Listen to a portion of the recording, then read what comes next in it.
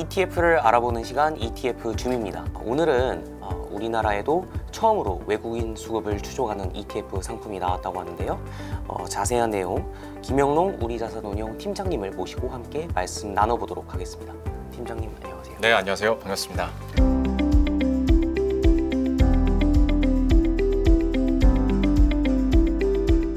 먼저 오늘 소개해 주실 상품의 간략한 컨셉부터 말씀해 주시겠어요? 말씀을 해주신 것처럼 우리나라에는 어떤 지수를 추종한다든지 아니면 전략을 공고하게 잘 짜서 좀 특색 있게 내놓은 ETF들은 있었는데 정작 외국인 수급을 따라하고 추종을 하는 ETF는 없었거든요. 그래서 저희가 이번에 K 글로벌 수급 상위 ETF라는 상품을 출시를 했고 8월 12일에 상장이 됐습니다. 간단합니다. 외국인들이 많이 사고 많이 살 것으로 예상되는 그런 종목들을 저희가 필터링을 통해서 제가 뒤에서 차차 말씀은 드리겠습니다만은 이런 5단계 필터링을 통해서 종목을 선점하고 이것을 지수화해서 이걸 추종하는 ETF라고 보시면 될 것 같습니다. 저희가 그래서 이게 액티브 ETF냐라고 질문 주시는 분들이 굉장히 많아요. 왜냐하면 시장에서는 또 ETF 중에서도 액티브 선호하시는 분들이 사실 많잖아요. 근데 저희들 이 ETF는 패시브이고 그만큼 지수를 좀 잘 추종해야 되기 때문에 지수가 얼마나 잘 만들어지느냐가 사실 이 ETF 성과를 좌우한다 해도 과언이 아니거든요. 그래서 저희가 이 딥서치 외인 수급 탑20 지수라는 것을 딥서치 AI 개발 업체인데 딥서치와 협업을 해서 지수를 새롭게 개발을 했고 개발 기간만도 꽤 오래 걸렸습니다. 그만큼 좀 정교하게 만들기 위해서 노력을 많이 했고 그래서 이 지수를 토대로 저희가 종목을 선정하고 또 ETF를 운용하게 되는 겁니다. 그리고 리밸런싱 주기 같은 경우에도 걱정하시는 분들이 좀 많아요. 왜냐하면 수급을 따라 하는데 이게 즉각적으로 반영이 안 되면 가장 많이 저한테 뭐라고 하시는 얘기 중에 하나가 또 그러다가 외국인 털고 나가는 거 개인이 그냥 물량 받아내고 고점에서 그냥 개인만 희생하는 거 아니냐 이런 얘기 많이 하시거든요. 그래서 그것을 최소화하기 위해서 보통 ETF가 3개월이나 6개월 그러니까 분기나 반기 단위로 정기 변경을 하거든요. 근데 저희는 리밸런싱을 월 1회 좀 기민하게 하려고 노력을 하고 있고 이것 역시도 좀 길다고 생각하시는 분들을 위해서 저희가 뒤에 또 구체적인 더 설명을 보태드리겠습니다만은 일단은 정기 변경은 한 달에 한 번으로 역시 좀 기민하게 하려고 노력을 했다 정도로 말씀드리겠습니다. 그러면 이제 국내 증시에서 뭐 외국인의 어떤 실질적 영향력, 그러니까 뭐 시장 영향력이나 수익률은 실질적으로 얼마나 유의미한 결과를 가져온지도 좀 궁금하거든요. 아마 주식 투자하시는 많은 분들은 외국인들 수익이 더 좋겠지라고 막연하게 생각은 하실 수 있을 것 같고 그리고 왠지 내가 사면 떨어지는데 외국인들이 사는 거는 주가가 참 잘 오른다라는 상대적으로 그런 생각을 하실 텐데 이게 그냥 느낌적인 느낌이 아니라 실제로 그렇습니다. 지금 표를 보시면 그러니까 코스피 200 달러 환산 지수하고 외국인 6개월 순매수 누적금의 표를 보고 계신데요. 이것도 보시면 시차는 조금 있을 수 있어요. 선행할 때도 있고 후행할 때도 있지만 어쨌거나 외국인들의 매수 규모가 많으면 코스피 지수도 함께 올라가기 마련이고요. 외국인이 많이 팔면 지수도 함께 떨어집니다. 그러니까 우리 국내 시장에서 외국인들의 어떤 수급 동향은 사실 시장의 방향성과 굉장히 밀접해 있다고 볼 수가 있고 거기서 예외됐던 시기가 아시다시피 그 코로나19 시절에 동학개미운동일 때는 개인 자금으로 끌어올렸던 증시였잖아요. 그때만 빼고는 뭐 외국인들이 주도를 하고 있는 시장이라고 슬프지만 인정을 할 수밖에 없고 실제로 그러면 외국인들이 픽한 종목들의 수익률은 얼마나 되느냐에 대해서도 궁금해 하실 텐데 그래서 저희가 2025년 상반기 올해 상반기에 외국인들이 가장 많이 산 종목 10종목하고요. 개인이 가장 많이 산 종목 10개 주가 상승률을 비교를 해봤거든요. 결과가 이렇게 나왔습니다. 일단 종목별로 봤을 때도 상승하는 종목 수는 외국인들의 픽 종목에도 많았을 뿐더러 이런 주가 상승을 평균으로 내봤더니 외국인이 128.92% 플러스가 났는데 그동안에 개인들은 9.69% 났습니다. 그러니까 이것 때문에 사실 저희 입장에서도 여러분들이 스터디를 하고 픽한 종목에 대해서 집중 투자하는 것도 맞지만 또 한편으로는 내가 선택한 종목에 대한 리스크가 있을 수도 있잖아요. 반대로 떨어질 수도 있기 때문에 그러면 그 반대편에서 플레이를 하고 있는 외국인들의 수급도 내 포트폴리오 내에 어느 정도 비중을 갖고 간다면 그 위험도 해지하면서 외국인들의 어떤 전략을 우리가 따라할 수 있지 않을까라는 아이디어로 이 상품을 만들게 되기도 했습니다. 근데 이제 무작정 외국인이 사는 종목을 따라 사면 네. 잘못하다가 고점에서 흔히 그럼요. 말하는 물릴 수도 있. 맞아요. 네, 맞아요. 그 걱정하시는 분들이 제일 많고 저희들도 지수를 개발하고 또 마케팅을 하기 전에도 참 많이 고민했던 포인트이긴 한데 아마 이 표를 보시면 약간 생각이 달라질 수도 있을 것 같습니다. 자, 일단 외국인들이 많이 사는 종목만 무조건 따라 하면요. 수익률이 생각보다 그렇게 좋지는 않습니다. 그러니까 앞에서는 종목별로 보여드렸지만 이제 긴 시계열에서 코스피 200 토탈 리턴하고 그다음에 외국인의 순매수 강도 상위 10%의 그 지수를 비교해 봤을 때 사실 보시면 이 표대로라면 코스피 200 인덱스 ETF 하나 산 다음에 분배금 받은 걸로 재투자하고 하는 게 장기적으로 봤을 때 수익률이 더 높습니다. 그러니까 단순히 외국인들이 많이 사네 이거 그냥 따라 해야지 라고 하다가는 그냥 시장 지수 대비해서도 언더퍼폼 할 수 있는 그런 가능성이 있다라는 거죠. 그래서 뭐 뒤에서 다시 한번 말씀드리겠습니다만은 그래서 이제 지수 개발을 굉장히 촘촘하게 한 거고 총 5번의 필터링을 통해서 선정된 20개 내외의 종목들을 저희가 ETF 안에 구성을 하게 되는 겁니다. 일단 제가 제목에도 써놓긴 했는데 그야말로 진짜가 걸릴 때까지 필터링을 하는 거거든요. 1차에서는 KRX 300 지수, 그러니까 전체 종목계 중에서 300개를 추려냅니다. 그리고 이제 진짜 중요한 건 보시는 것처럼 2차와 3차 그리고 4차 필터링 과정인데 일단 고른 300개 종목 가운데서 2차 필터링은 12개월 예상 EPS를 일단 봅니다. 그러니까 실적이 개선되는 종목군들을 먼저 추려내는 건데 이것도 저희가 12개월 예상 EPS면 너무 긴 거 아닌가라는 생각을 하실 것 같아서 일단 실적이 상향 조정되는데 3개월 이익 전망치하고요. 1개월 이익 전망치를 비교합니다. 그러니까 3개월 이익 전망치가 높아지고 있다고 해도 1개월 가장 최근에 나온 이익 전망치가 꺾이기 시작하면 주가도 어떤 실적에 대한 모멘텀이 좀 슬로우 다운해질 수도 있잖아요. 그래서 그것을 비교해서 실적 모멘텀이 꺾이지 않는 종목 상위 100개를 추리게 되는 겁니다. 이렇게 해서 2차 필터링이 완료가 되면 이제 3차 필터링에서는 말씀드렸던 외국인의 수급 강도가 여기서 나오는 건데 사실 외국인의 수급 강도 같은 경우에도 저희가 좀 촘촘하게 하기 위해서 6개월 수급하고 최근 1, 2개월 수급을 봅니다. 그러니까 6개월 수급을 보는 이유는 외국인들이 조금 더 장기적인 관점에서 이 종목을 꾸준하게 담고 있구나라는 것을 파악하기 위해서 6개월 수급을 보게 되고요. 그런데 갑자기 트렌드가 바뀐달지 아니면 갑자기 어떤 산업군에 외국인의 유동성이 집중되는 때도 있을 거잖아요. 그래서 1, 2개월 수급을 통해서 갑자기 변화된 트렌드 아니면 갑자기 부상하고 있는 주도주들도 있겠구나 라고 해서 이런 1, 2개월 수급에서 상위 10종목을 고르고 그다음에 긴 시계열에서 최근 6개월 수급을 보면서 하위 50개 종목을 제외하는 겁니다. 이게 말로만 들으면 헷갈리실 수 있는데 지금 나가고 있는 표를 통해서 보신다면 아마 어느 정도 정리는 될 거라고 생각을 하고요. 그리고 이것도 뒤에서 좀 궁금해하실 수도 있는 부분이라 미리 말씀드리는 건 왜 그러면 외국인들이 그냥 많이 사는 종목 담으면 되지 이걸 매수 규모로 안 하고 매수 강도로 했느냐라고 질문을 하실 수가 있어요. 사실 저희가 이걸 매수 강도로 하는 이유는 아시겠지만 매수 강도라는 건 시가총액 나누기 그 외국인 순매수 규모를 말하는 건데 예를 들어서 10조 원짜리 기업에 외국인들이 1조 투자하는 거하고 5조 원짜리 기업에 1조 원 투자하는 거하고 매수 규모는 같잖아요. 근데 외국인들이 비중을 더 싣게 되는 건 당연히 후자인 5조 원짜리 기업에 1조 원을 투자하는 게 강도는 더 세겠죠. 그만큼 어떤 외국인들이 이 기업을 투자하는데 진심이구나 라는 것을 우리가 포착을 하기 위해서 매수 강도로 그 기준을 삼기도 했고요. 그리고 매수 규모로 하다 보면 어쩔 수 없이 시총 상위 종목들밖에 모일 수밖에 없어요. 크고 비싼 종목들. 그런데 이걸 매수 강도로 저희가 분류를 하다 보면 중형주, 그다음에 중소형주, 대형주 좀 고르게 분포된 걸 표를 통해서도 보실 수가 있습니다. 이렇게 해서 이제 3차까지 추리게 되고 4차에서는 앞에서 뭐 실적도 추리고 그다음에 외국인들의 매수 강도도 추렸는데 사실 갑자기 돌발 악재가 생겨가지고 주가가 떨어지는 경우도 있잖아요.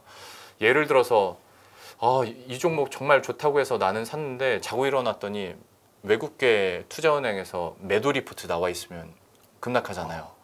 그리고 나는 요즘에 엔터주 좋다고 막 캐대언 보면서 이걸 샀는데 뭐 그런 데가 있으면 안 되겠습니다만은 엔터사 소속 연예인 갑자기 이제 마약 뉴스 나와가지고 그러면 아무리 앞에서 실적이 좋고 외국인들이 많이 샀다고 해도 주가는 떨어질 수밖에 없으니 저희가 4차에서는 AI 뉴스 트렌드를 통해서 부정적인 뉴스를 매일 AI가 검색을 합니다. 그리고 한 달에 한 번 리밸런싱을 한다고 했는데 매일매일 뉴스 검색을 해서 점수한 뒤에 이 점수에서 하위 10%에 속하는 종목은 필터 아웃 시키는 거예요. 근데 악재가 나왔는데 한 달 동안 기다리라는 거냐, 그것도 너무 늦지 않겠냐라고 생각하실 수도 있어서 이것도 제가 우종력한테 한번 물어봤더니 만약에 이 악재성 이슈가 나와서 정말 장기적으로 주가가 계속 떨어지겠다라고 판단을 하고 ETF의 수익률에도 정말 큰 해를 끼치겠다라고 생각을 하면 특정 절차를 거쳐서 정기 변경이 아니더라도 그 종목은 아웃시킬 수 있다고, 편출할 수 있다고 하더라고요. 물론 특정 절차를 밟긴 해야겠습니다만은 저희가 최대한 좀 촘촘하게 이런 악재들까지도 걸러낼 수 있도록 좀 여러 가지 장치들을 마련을 해놨습니다. 네. 그러면 이 중에서 4차까지 지나간 다음에 마지막 5차에서 최종 선정된 종목 20개 내외가 이 지수 안에 포함이 되는 거죠. 그러면 실제로 섹터도 바뀌기 마련이고 그럼요. 네. 트렌드 세팅도 중요할 텐데 네. 이게 실질적으로 잘 따라가는지가 좀 궁금하거든요. 그러니까 앞에서 저희가 막 촘촘하게 얘기를 했다고 하지만 저도 그 회사에서 나왔으니까 좋은 얘기만 하는 거 아니냐 생각하실 수도 있잖아요. 그래서 실제로 시장의 트렌드를 얼마나 이 지수가 반영을 했는지 이 표를 통해서 한번 보여드릴까 하는데 아시는 것처럼 2023년과 24년은 누가 뭐래도 AI의 해 그리고 전력기기의 해였거든요.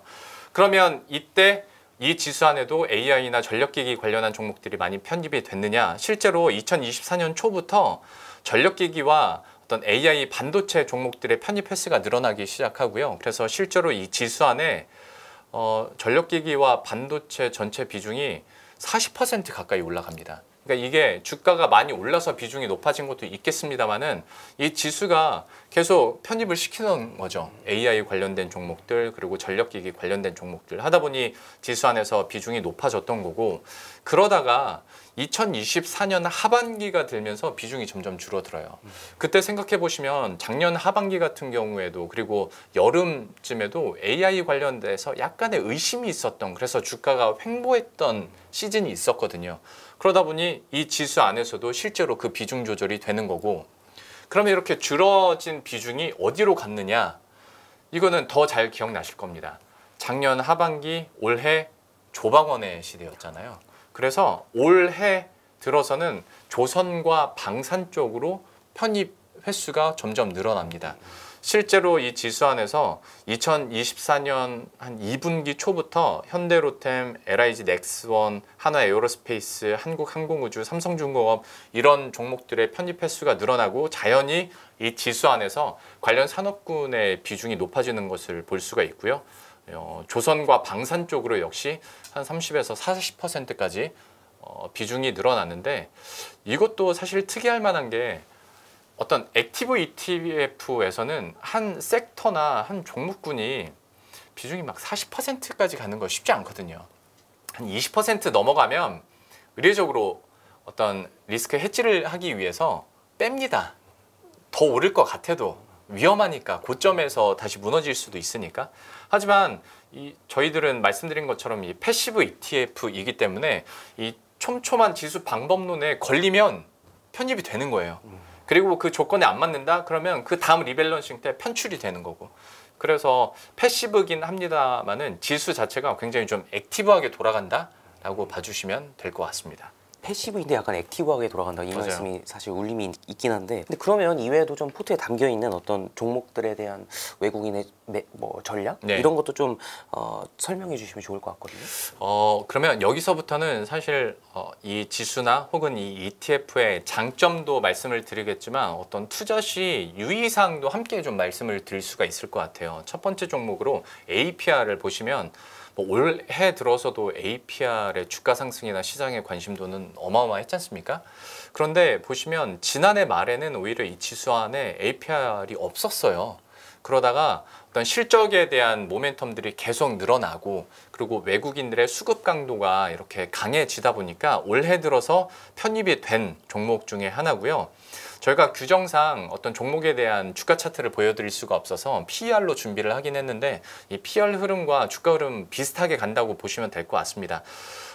올해 들어 1분기서부터 비중을 이렇게 계속 높여갔는데 사실 여기서 외국인과 개인의 매매 패턴의 차이를 볼 수가 있는 게 외국인들은 어떤 자기네들이 설정해 놓은 특정 수치에서 벗어나면 더 오를 것 같은 우리의 느낌적인 느낌을 뒤로 하고 그냥 비중을 줄여버립니다.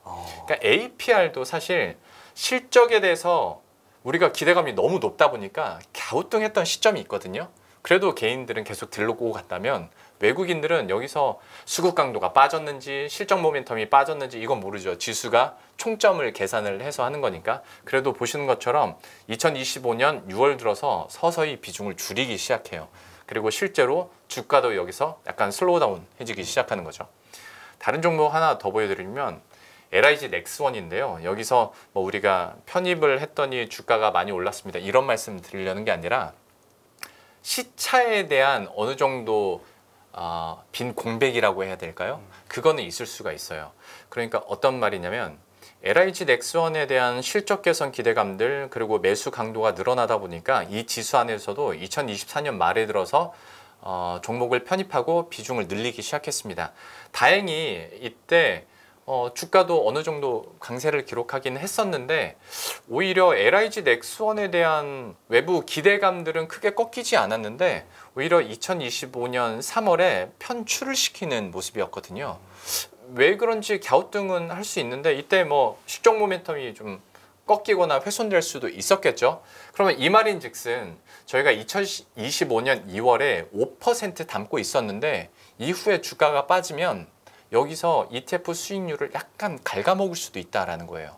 근데 다만 저희가 긍정적으로 보는 건 외국인들의 수급은 요즘에는 수급 연속성이 좀 떨어졌다고는 하나 그래도 외국인들이 한번 사기로 시작하면 연속 순매수가 월별로는 이어지는 모습들이 있거든요. 그 섹터에 대한 모멘텀이나 펀더멘털이 탄탄하다는 전제 하에겠지만 하다 보니 3월에 편출을 시켰음에도 불구하고 그 다음 달에 다시 서서히 편입을 시켰고 순간적으로 2025년 뭐 3월에 우리가 주춤할 수 있었겠습니다마는 다시 한번 결과적으로 2, 3개월 후에 주가 위치를 보면 그때 당시보다는 높았던 걸 볼 수가 있는 거죠. 그리고 2025년 뭐 2분기, 3분기 들어서 LIG 넥스원의 비중도 그만큼 높아진 것을 보실 수가 있습니다. 하나 더 보여드리면 삼양식품 같은 경우에 뭐 이것도 황제주로 해가지고 어마어마한 관심을 많이 받았었는데 보시면 여기서 제가 앞에서 말씀드렸던 그 공백이 생기는 겁니다.